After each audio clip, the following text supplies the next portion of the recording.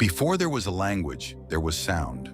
Before the first word was spoken, before meaning was organized into syntax and grammar and the elaborate architecture of human communication, there was vibration, moving through water, through bone, through the body of every living thing. Organizing matter, shaping structure, doing something to the physical world that we are only now beginning to measure with enough precision to understand. Sound is not decoration. It is not background. It is not the pleasant or unpleasant accompaniment to the real business of being alive.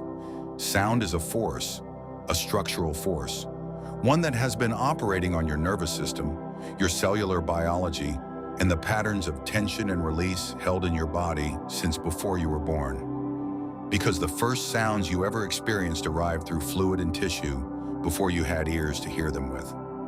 Most people move through their entire lives treating sound as something that happens to them, as noise to be managed or music to be enjoyed, without ever understanding that the sounds they consistently expose themselves to are actively, continuously, measurably reshaping the structure of their internal experience.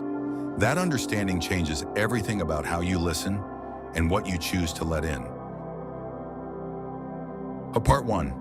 The physics of sound on matter.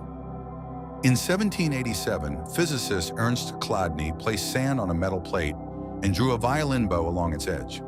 The sand, disturbed by the vibration, did not scatter randomly. It organized itself into precise, symmetrical, geometrically complex patterns that changed as the frequency changed. Different sounds produced different structures. The same frequency produced the same structure, reliably every time.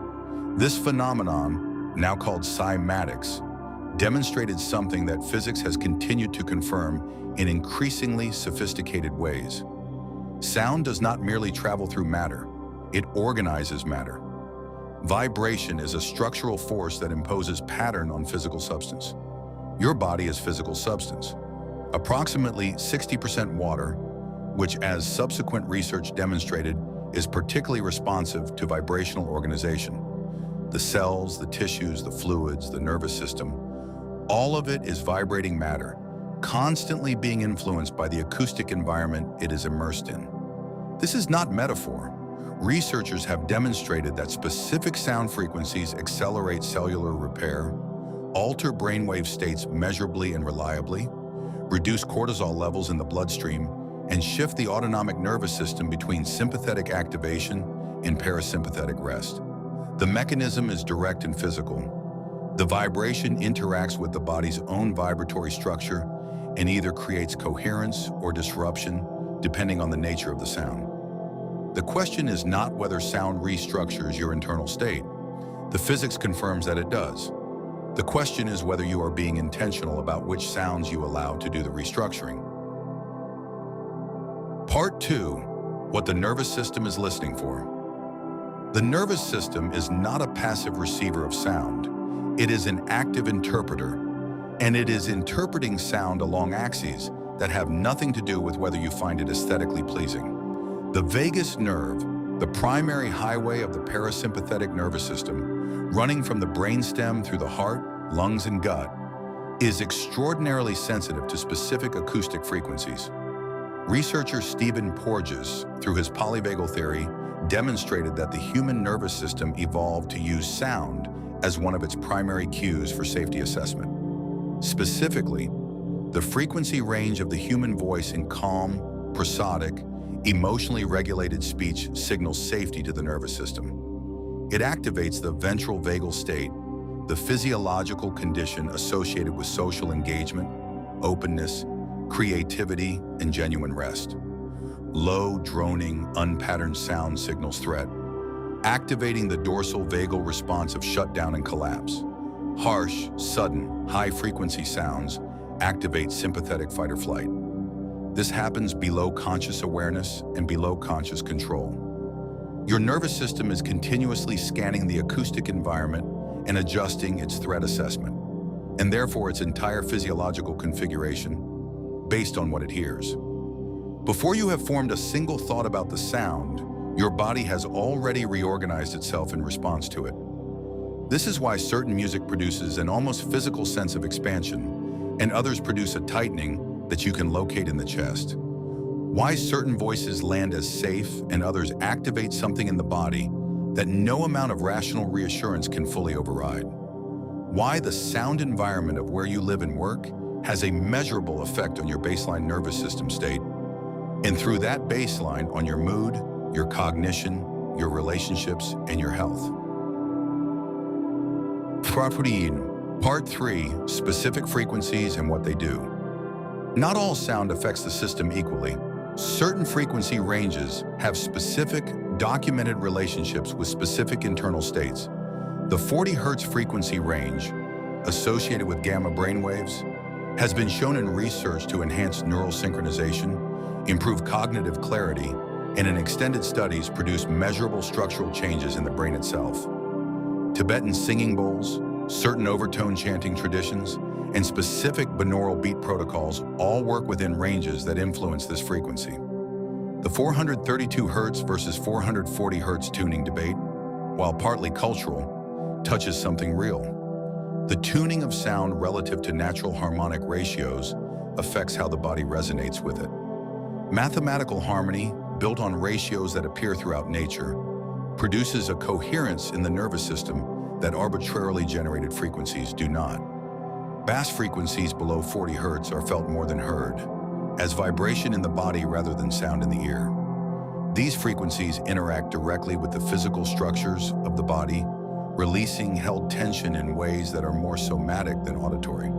The reason certain bass-heavy music produces an almost physical sensation of release is not psychological, it is mechanical.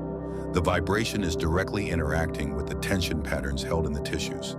And silence, genuine silence, the absence of artificial sound, is itself a specific acoustic environment with its own measurable effects. The nervous system in genuine silence begins to recalibrate toward its own natural frequency, releasing the constant micro-adaptations it makes to process the unending acoustic noise of modern environments. This is why extended silence feels, to people unaccustomed to it, almost overwhelmingly intense. The system doesn't know what to do when the stimulus it has been continuously managing simply stops. Part 4, how to use this intentionally. Understanding that sound restructures your internal state is only useful if it changes how you relate to your acoustic environment. The first move is audit. Most people have never examined the sound landscape they inhabit with any real attention. The television running as background, the music selected for mood management without awareness of its actual physiological effects, the chronic noise of urban environments absorbed without recognition of what it costs the nervous system to continuously process it. What is the baseline acoustic environment of your daily life? And is it creating coherence or disruption in your system? The second move is intentional introduction of restructuring sound. This does not require elaborate equipment or specialized knowledge.